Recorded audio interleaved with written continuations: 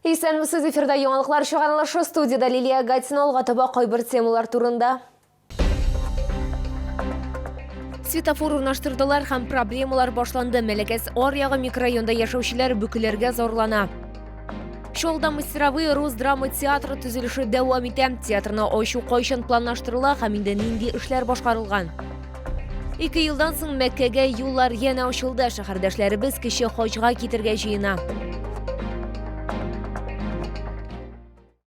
Соңгы тәүлектә Татарстанда яшәүче 161 кешедә COVID-19 диагнозы расланды. Чаллыда узган тәүлектә коронавирусның тагын 25 яңа очрагы теркәлде. Шулай итеп, 15 декабрьгә Татарстан буенча коронавирус белән авыруның барлыгы 41134 очрагы билгеле. Аларның 34183 төрелгән, 66-сы узган тәүлектә. Мәләкәс Аръягы микрорайондагы проблемалы юл чаты халыкта яна канәгатьсезлек уятты. Бирдә күптән түгел генә яңа светофор урнаштырдылар. Тик уңайлыклар урынына юлда хәзер бөкеләр. Барлыкка килгән проблема турында тулырак киләсе сюжетта. Гостев һәм Фоменко урамнары киселеше юл транспорт хәлакәте еш очрый торган урыннардан санала. Узган елны бирдә 4 авария теркәлде. Барысы да җәяүлеләр катнашында. Быел да шул ук хәл. 2 авария, 3 кеше тән җәрәхәтләре алды. Юл транспорт хәлакәтләрен булдырмау максатыннан проблемалы юлда 5 көн элек кенә светофор урнаштырдылар. Тик әлеге үзгәреш шәһәрдәшләрнең күбесендә канәгатьсезлек уятты. Вот там вот сейчас собирается на развороте. Посмотрите, когда вот час пик, вон там собирается машина. Обратите внимание, у них спросите, комфортно им или нет. А то, что по 70 секунд здесь красный свет? Ну, это уже с пешеходами ничего не поделаешь. Как придется, так все равно, наверное. По-другому, я не знаю, получится, нет. Затор, пробка. То есть 70 секунд, то, что здесь светофор, это вообще не вариант? Нет, увы. А как должно быть, по-вашему? Ну, может быть, какой-то период более меньший, но никак не 70. Как в Японии 7 режимов светофора есть, я думаю, здесь тоже пройдет. Пока никто никого не въехал. Ну вот по 70 секунд стоять. Да нормально, адекватно, стоим же. То есть вообще никак не смущает? Ничего не смущает. Юлдагы уңайсызлыкларның сәбәбе светофорда гына ди шәһәрдәшләр. Гостев урамы өчен светофорның яшел сигналы 90 секунд яна, ә машиналар аеруча күп йөри торган Фоменко проспектына нибары 30 секунд бирелә. Учитывая обращение горожан, светофор на данном перекрестке отрегулирован сегодня. Мәгълүмати сәясәт һәм җәмәгатьчелек белән элемтә идарәсе башлыгы белдерүенчә, светофор җәяүлеләр һәм машина йөртүчеләр өчен дә уңайлы булырлык итеп төзәтеләчәк. Сигналлар арасы вакыты 10-20 секундка инде кыскартылды. Лилия Хәбибҗанова, Руслан Бикмөхәммәтов, Ленар Солтанов, Яңалыклар.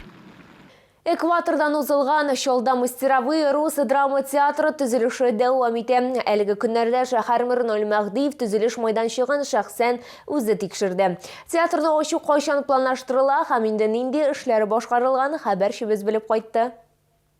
Мастеровыйның яңа бинасы узган елның ноябрендә төзелә башлаган иде. Проектны тормышка ашыру өчен 1 миллиард 800 миллион сумнан артык акча бүлеп бирелгән. Объект эшләр мәдәният милли проекты кысаларында алып барыла. Это единственный объект в Российской Федерации, в нашей стране, который строится в городе Набережные Челны под титулом «Драматический театр». Больше театров в стране в этом году не строится и не финансируется. Хәзерге вакытта төзелеш эшләре якынча 50%ка башкарылган, түбә ябу эшләре тамамланган, бинаны герметизацияләүгә һәм вентиляция системасын урнаштыруга кирешкәннәр. Шәһәрмирне булачак театрның эскизларын күрсәттеләр. Хорошо, что в республике есть еще и свои проектные организации, которые занимаются такими проектами.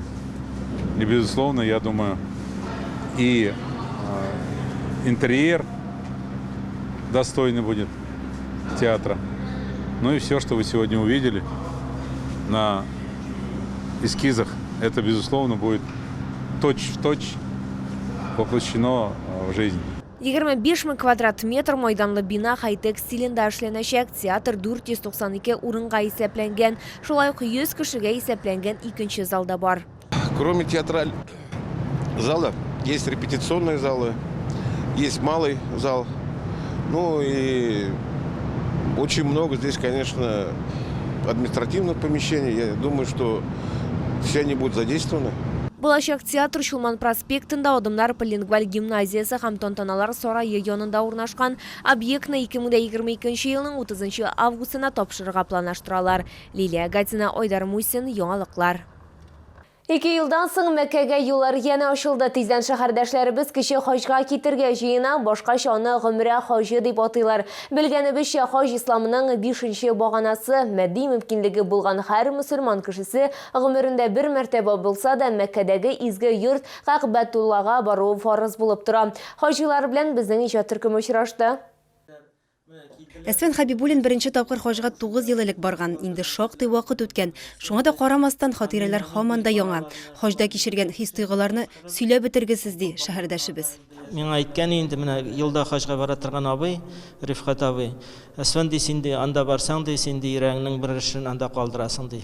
Дөресе дә шул, мин шунда баргач, йөрәгемнең бер өлеше калды. Мин гел сагынам шул Кәгъбәтулланы, шул изге җирләрне.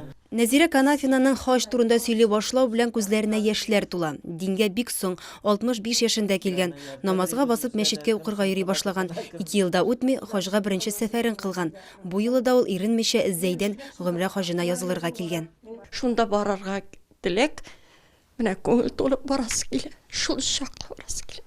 Шундый менә барасы килүне аңлатып булмый. Менә бу бала әйтә бүген, может, нигә барасың ди.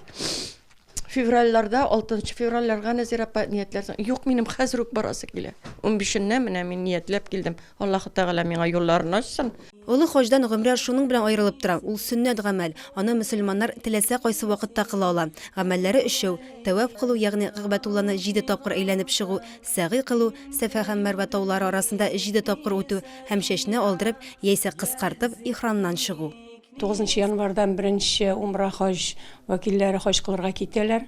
Аннан соң дәвам итәчәгендә безнең 9 январга китәсе кешеләребез инде язылдылар.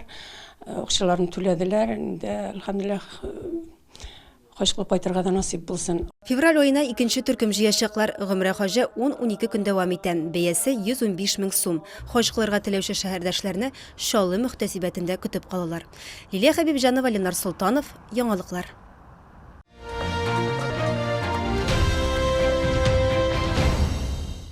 Тиздән яңа ел бәйрәм менюсы һәм якыннар өчен бүләкләр турында уйларга иң кулай вакыт. Удмуртия күргәзмә үзәге ярминкәсендә шоуларны, деликатеслар, кием-салым һәм үзенчәлекле бүләкләр көтә.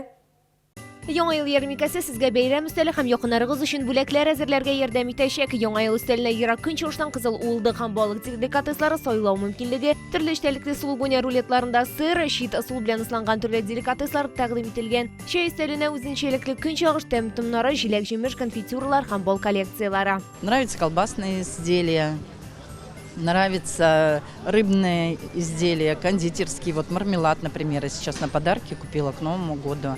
Гадәти булмаган сувенирлар, совыт-соба һәм кухня өчен аксессуарлар, Вологдадан текстиль, Новосибирск, Кырым һәм Алтай бизәнү әйберләре, салкыннарда сезне монгол, кашемир әйберләре, стильле курткалар һәм мамык әйберләре җылытачак. За колбасой, за сыром, за молочными продуктами, говорит, мы подходим.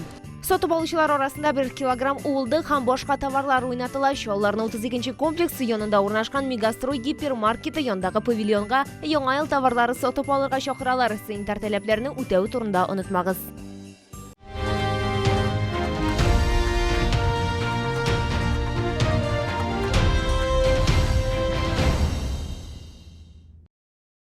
Мин сезнең исегезгә төшерәм, шәһәрдә COVID-19-га каршы вакцинация дәвам итә. Безнең алда иммунитетны ныгыту проблемасы тора. Вакцина ясатырга ашыгыз.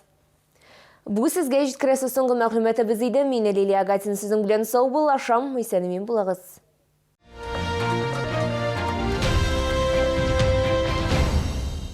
Компания «Стройснабрегион» предлагает газобетон, железобетонные изделия, кирпич. «Стройснабрегион» – надежный партнер в строительстве. Телефон в Набережных Челнах 75 00 65. Кадровый центр «Работа России» информирует. В рамках реализации постановления Министерства труда, занятости и социальной защиты Республики Татарстан о квотировании рабочих мест для инвалидов на 2022 год работодатели имеют возможность трудоустройства инвалидов на арендованные рабочие места. Подробности по телефонам 52 49 89, 52 52 12.